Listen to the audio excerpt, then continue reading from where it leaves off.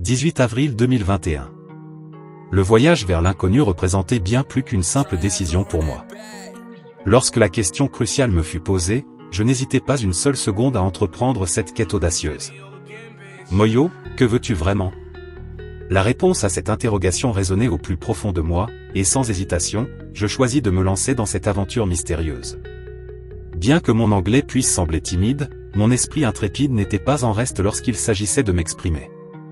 Confronté à la menace de rester figé dans la monotonie, je compris que ma raison était le seul guide à suivre.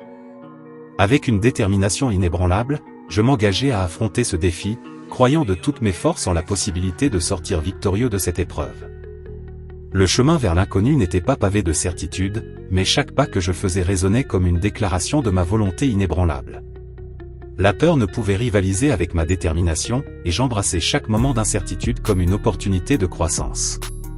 Ma timidité ne faisait que masquer la flamme intérieure qui brûlait intensément, prête à illuminer le chemin obscur. Sous la menace de la stagnation, je fus motivé par une conviction profonde, une conviction selon laquelle défier l'inconnu était la clé pour libérer tout mon potentiel. Chaque défi rencontré sur ce chemin était une épreuve, mais je refusais de me laisser submerger. Mes forces intérieures étaient mes alliés, et je les invoquais à chaque moment de doute. L'idée de sortir glorieux de cette aventure devenait une obsession, alimentant ma persévérance. Les épreuves ne faisaient que renforcer ma résolution, me poussant à explorer des aspects de moi-même que je n'avais jamais imaginés. Chaque étape était une révélation, me rapprochant davantage de la victoire que je convoitais. Au fil de ce périple, mon expression personnelle évolua, transcendant les barrières de la timidité. Ma voix, jadis en retrait, se fit entendre avec une clarté croissante. Chaque épreuve linguistique devint une occasion de me révéler, de montrer que derrière cette apparence réservée se cachait une force intérieure indomptable. À chaque moment où la tentation de l'abandon se présentait, je puisais dans ma foi inébranlable, me rappelant que la véritable gloire résidait dans la persévérance face à l'inconnu. Ainsi, le chemin vers l'inconnu devint bien plus qu'une simple conquête.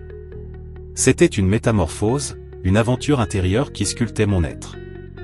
À mesure que je progressais, je réalisais que l'inconnu n'était pas simplement un territoire à explorer, mais un miroir réfléchissant mes propres capacités et faiblesses. La quête n'était pas simplement extérieure, mais une introspection profonde qui me conduisit à la découverte de moi-même. À la fin de cette odyssée, je ne fus pas simplement un conquérant de l'inconnu, mais un être transformé par le voyage, prêt à affronter de nouveaux défis avec une confiance renouvelée.